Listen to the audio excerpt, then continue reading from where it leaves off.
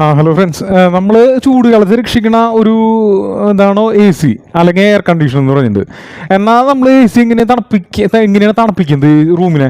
എന്താണ് ഈ ടൺ എന്ന് പറയുന്നത്? അല്ലെങ്കിൽ ഇതിൻ്റെ ഉള്ളിൽ എന്താണ് നടക്കുന്നത്? മാജിക് എന്താണ്? അപ്പോൾ കറണ്ട് ബില്ല് എങ്ങനെ കുറയ്ക്കാം? ഇതിനാണ് എ സിനെ കുറിച്ചിട്ടുള്ള എല്ലാ കാര്യം നമുക്ക് എളുപ്പത്തിൽ മനസ്സിലാക്കാം. അപ്പോൾ എന്താണ് എ സി, എന്താണ് എന്താണ് തണുപ്പ്, അതെന്ന് പറയാം, അതെങ്ങനെ ഉണ്ടാവണം? ശാസ്ത്രീയമായിട്ട് പറഞ്ഞാൽ തണുപ്പ് എന്ന് പറഞ്ഞ ഒരു പ്രതിഭാസം ഇല്ല. അപ്പോൾ ചൂടിൻ്റെ അഭാവം അല്ലെങ്കിൽ ചൂട് അവിടെ ഇല്ല, അപ്പോൾ അതിന് നമ്മൾ തണുപ്പെന്ന് പറഞ്ഞു. ഒരു സ്ഥലത്ത് ചൂടിനെ പൂർണ്ണമായിട്ട് പുറന്തള്ളണം, നമ്മൾ പുറത്തേക്ക് മാറ്റുമ്പോൾ അവിടെ തണുപ്പ് അനുഭവപ്പെടും. അത് സത്യമല്ലേ? അപ്പോൾ അവിടുത്തെ തണുപ്പ് അനുഭവപ്പെട്ടു. അപ്പോൾ നമ്മൾ ഈ കടയിൽ ചെന്നിട്ട് ഒരു ടണ്ണിൻ്റെ എ സി എന്ന് പറഞ്ഞാൽ 1000 കിലോ തൂക്കമുള്ള ഒരു വലിയൊരു ഐസും കട്ട വരും എന്ന് വിചാരിക്കുക. അപ്പോൾ അത് നമ്മുടെ റൂമിൽ കൊണ്ടുവച്ചു. അപ്പോൾ 24 മണിക്കൂർ കൊണ്ട് അത് ഉരുകാൻ എത്രത്തോളം ചൂട് ആ മുറിയിൽ നിന്ന് വലിച്ചെടുത്തു, അത്രയും ചൂട് ഒരു മണിക്കൂർ കൊണ്ട് ആ മുറിയിൽ നിന്ന് ചൂട് വലിച്ചെടുത്തു. ഐസ് ഉരുകും ചെയ്തു.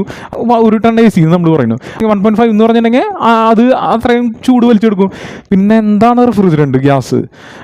ഇപ്പോൾ ഓക്സിജൻ പോരെ ഇതിന്, റെഫ്രിജറൻറ്റ് ഗ്യാസ് തന്നെ വേണോ? ഇപ്പോൾ നമ്മൾ പറയാൻ വെച്ചിട്ടുണ്ടെങ്കിൽ എ സി പൈപ്പുകളിൽ ഓടി നടന്ന് ചൂടിനെ വലിച്ചെടുക്കുന്ന ഒരു പ്രത്യേക കെമിക്കലാണ് റെഫ്രിജറൻറ്റ്.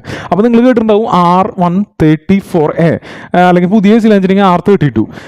ഇവയൊക്കെയാണ് ഇതിൻ്റെ ശരിക്കുള്ള പേരുകൾ.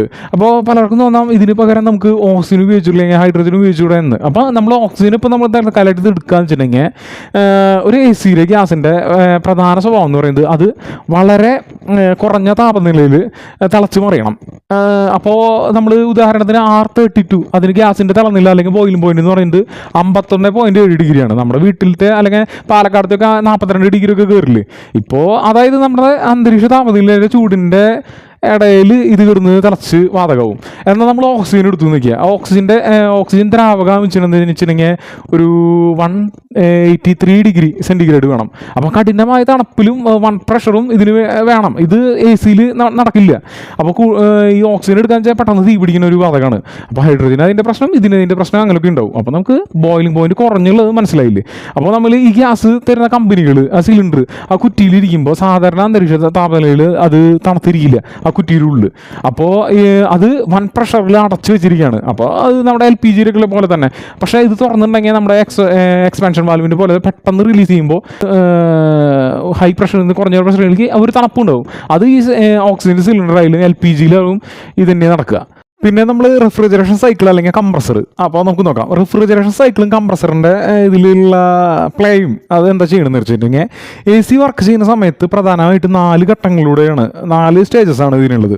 ഒന്നാമത്തെ ഇവാപ്പറേറ്റർ, പിന്നെ അത് ഇൻഡോർ യൂണിറ്റിലാണ് കാണുക. പിന്നെ മുറിക്കുള്ള ചൂടുള്ള വായുവിനെ ഏകദേശം ഒരു 30 ഡിഗ്രി സെൻറ്റിഗ്രേഡ് തൊട്ട് 35 ഡിഗ്രി സെൻറ്റിഗ്രേഡുള്ള വായു ഇതിൻ്റെ ഉള്ളിൽ കൂടെ കടന്നു പോകുന്നുണ്ട്, സ്റ്റാർട്ടിങ് ടു എൻഡിങ്.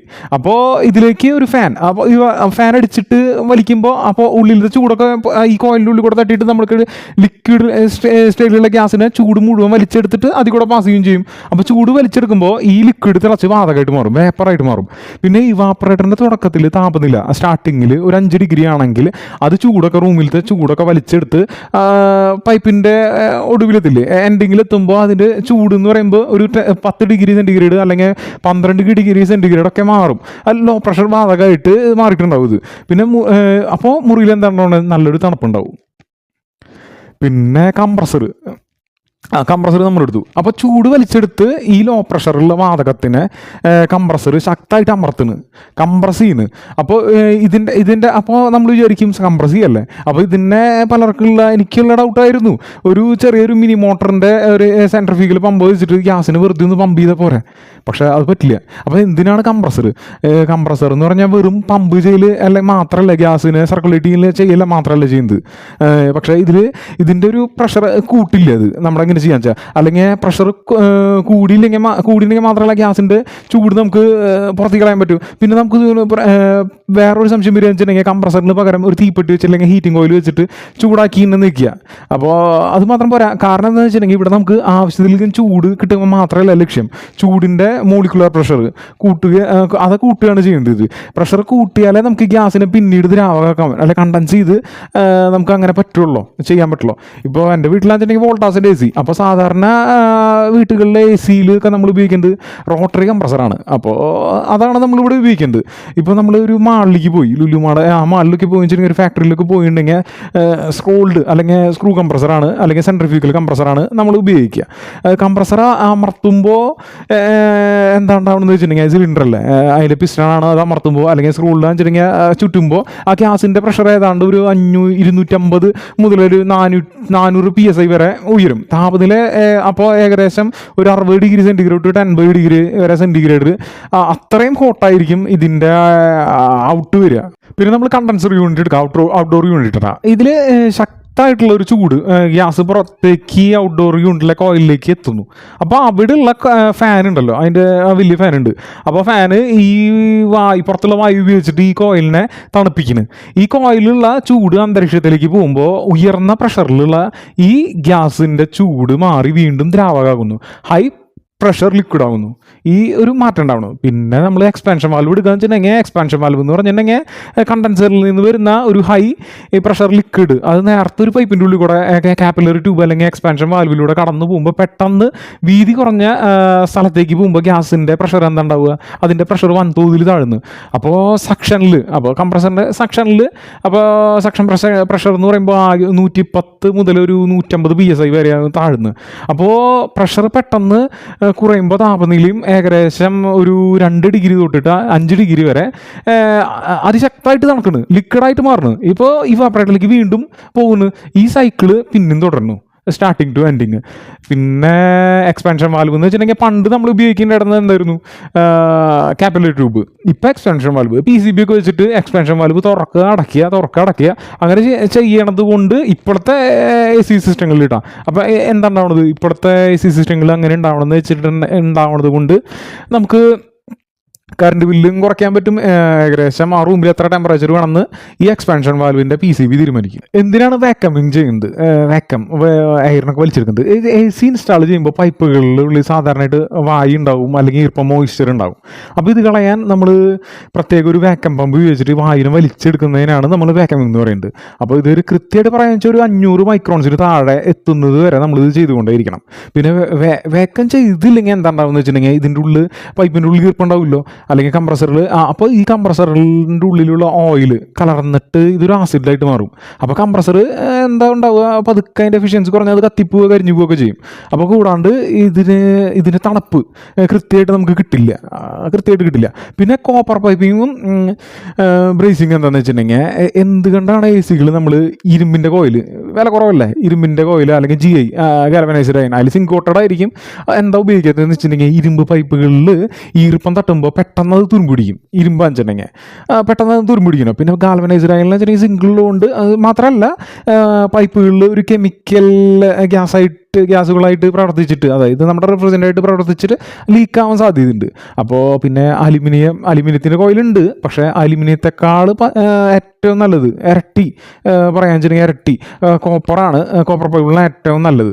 പിന്നെ കോപ്പർ പൈപ്പിന് നമ്മൾ പറയുക കണ്ടക്ടിവിറ്റി, ചാലകത ഭയങ്കര കൂടുതലാണ്. പിന്നെ കോപ്പർ പൈപ്പുകൾ തമ്മിൽ പ്രത്യേകിച്ച് വെൽഡിങ് ടോർച്ച് ഉപയോഗിച്ചിട്ട് ചൂടാക്കിയിട്ട് നമ്മൾ ബ്രേസിങ് അല്ലെങ്കിൽ റോഡ് ഉരുക്കിയിട്ട് ഒട്ടിച്ചിറക്കുന്നു, അതിനെ നമ്മൾ ബ്രേസിങ് എന്ന് പറയുന്നത്. അപ്പോൾ നോക്കാം എന്താണ് PSI. അപ്പോൾ എന്താണ് ബാർ, ഒരു മർദ്ദം അളക്കാനുള്ള രീതിയാണ്.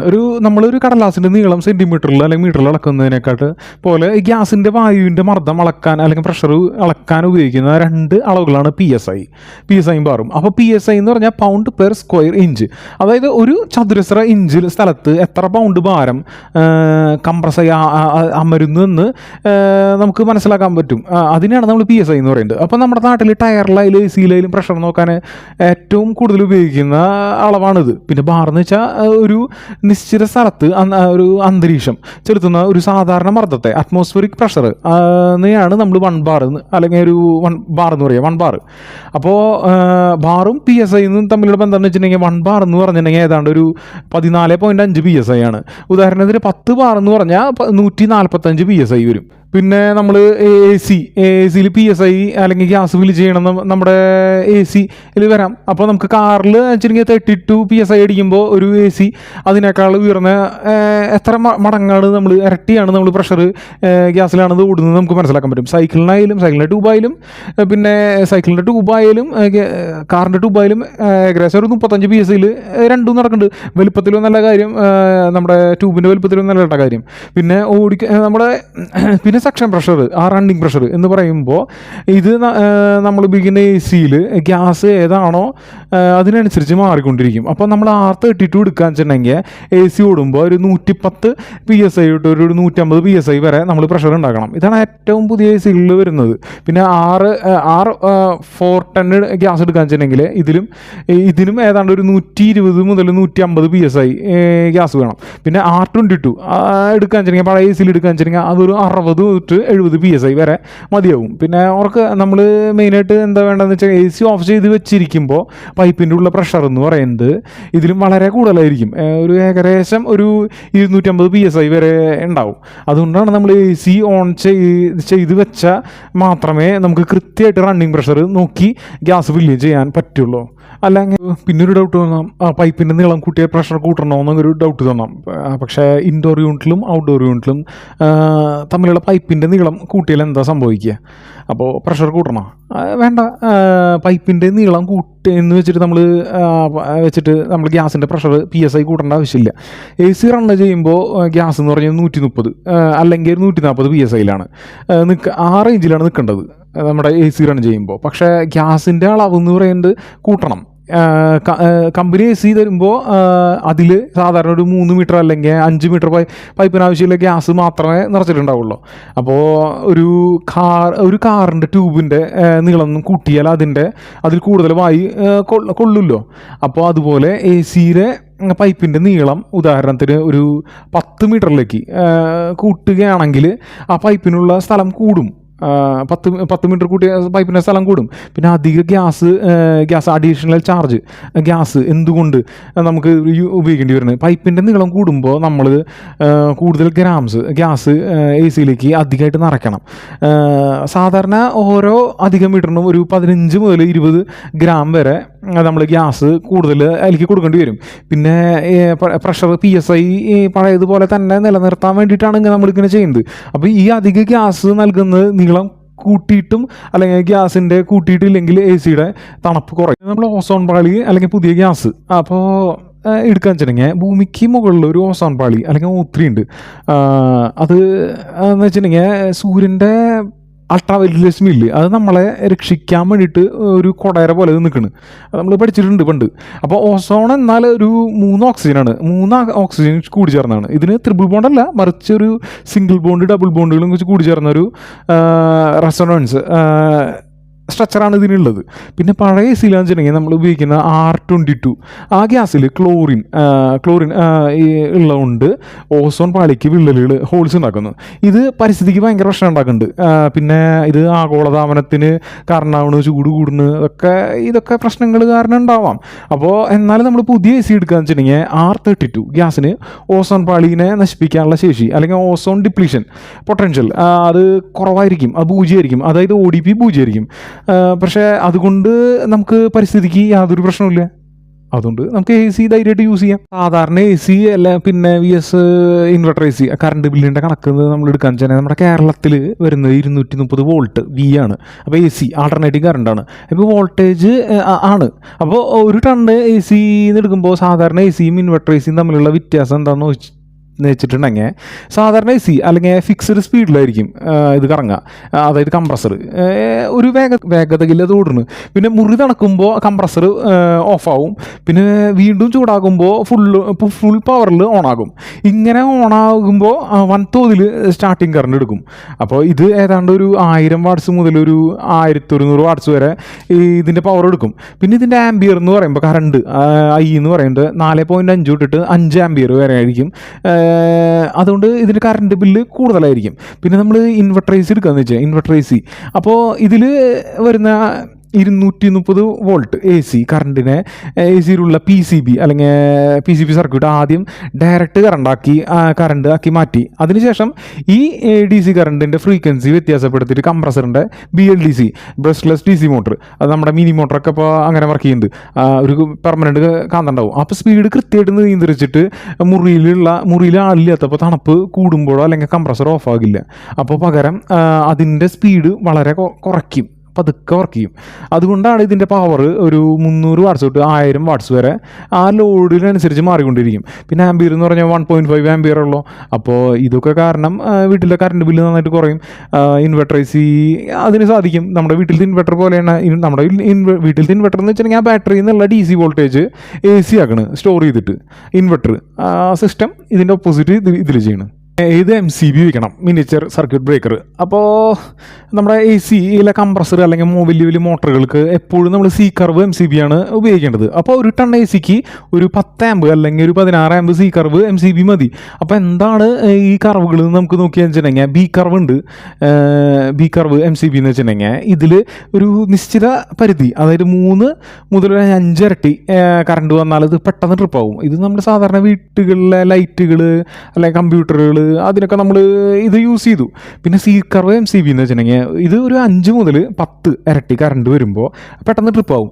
ഈ AC കംപ്രസറിനെ സ്റ്റാർട്ട് ചെയ്യുമ്പോൾ ആദ്യത്തെ ഒരു സെക്കൻഡിൽ വലിയ സ്റ്റാർട്ടിങ് കറണ്ട് എടുക്കും. അപ്പോൾ B കർവ് വെച്ചിട്ടുണ്ടെങ്കിൽ അത് പെട്ടെന്ന് ട്രിപ്പാവും. പിന്നെ നമ്മൾ C കർവ് MCB വയ്ക്കാൻ വെച്ചിട്ടുണ്ടെങ്കിൽ ഈ MCB വയ്ക്കാൻ വെച്ചിട്ടുണ്ടെങ്കിൽ ഇത് ചെറിയ സമയത്തെ ഹൈ ലോഡ് താങ്ങാൻ ശേഷിയുള്ളതാണ് ഈ MCB എന്ന് പറയുന്നത്. പിന്നെ നമ്മൾ D കർവ് ഉണ്ട്. D കർവ് എന്ന് വെച്ചിട്ടുണ്ടെങ്കിൽ ഇതൊരു 10 മുതൽ ഒരു 20 ഇരട്ടി കറണ്ട് വരുമ്പോൾ മാത്രം ട്രിപ്പ് ആവുകയാണ് ഇത് ചെയ്യുന്നത്. ഇത് വലിയ ഇൻഡസ്ട്രികൾ അല്ലെങ്കിൽ വെൽഡിങ് മെഷീനുകൾക്കൊക്കെ അല്ലെങ്കിൽ വലിയ മോട്ടറുകളൊക്കെ ഇല്ലേ, 3 ഫേസിൻ്റെ വലിയ മോട്ടറുകൾ, അതിന് മാത്രമായിട്ട് ഇത് ഉപയോഗിക്കുക.